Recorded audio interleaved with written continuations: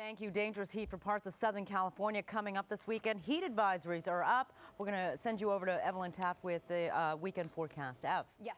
Nakula, the man who made the controversial movie, hasn't come out of his house for days. He's hiding from the public, but today he did get a visit from his lawyers.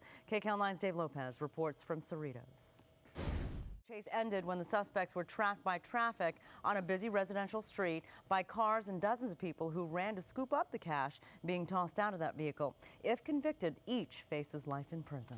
People who don't have air conditioning leave their doors and their windows open to stay cool. But people in one Studio City neighborhood found out they were just inviting a burglar inside. KCAL9's Bobby Capel has the story.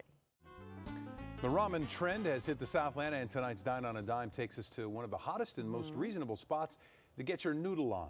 KCAL9 Suzanne Marquez shows us what they're serving up at Jinya Ramen. At 8. The murder of U.S. Ambassador Chris Stevens is especially heartbreaking for a group of Libyan journalists. They are here in the U.S. at his invitation. They talked about what's happening in Libya when they visited our KCAL9 studio today. Randy Page has the story you will see only on KCAL9. A North Carolina couple is taking a lot of heat for letting their 2-year-old son sit on his father's lap and drive the family. In tonight's Health Watch, Scottish scientists are trying to restore sight to the blind. So far, they've transplanted stem cells into the eyes of 2 patients. It'll be months before doctors know if the procedure helped Sylvia. One other person also took part in the Scottish study. Wow, let's hope it works. Coming forward to claim his prize, coming up at 8 in inland. Good evening, I'm Rick Garcia. And I'm Sharon Tay. Record heat and dry brush, a dangerous combination in the Sepulveda Pass as a fast-moving brush fire burned into the night. The fire Obama. We'll have much more on that part of the story in just minutes, but first, new details on the local man behind the Mohammed movie. Carter, thank you. President Obama and Secretary of State Hillary Clinton honored the 4 Americans killed in Libya today. KCAL9 political reporter Dave Bryan is in our newsroom. The former city official who blamed his child porn addiction on a brain tumor has pleaded guilty. KCAL9's David Goldstein broke this story just last year, and today he confronted Albert Abrams again outside court. Stacey, thank you. 3 men pleaded not guilty today to robbing a Canyon Country bank and throwing the cash out of a stolen car during a high-speed chase.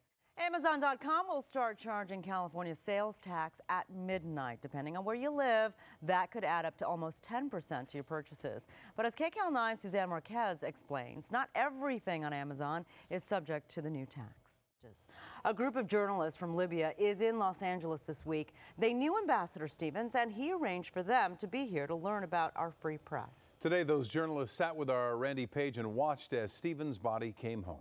This week's hot temperatures are heating up crime across the area, and tonight KCAL9's Bobby Capel talks to one woman who paid the price for trying to keep cool.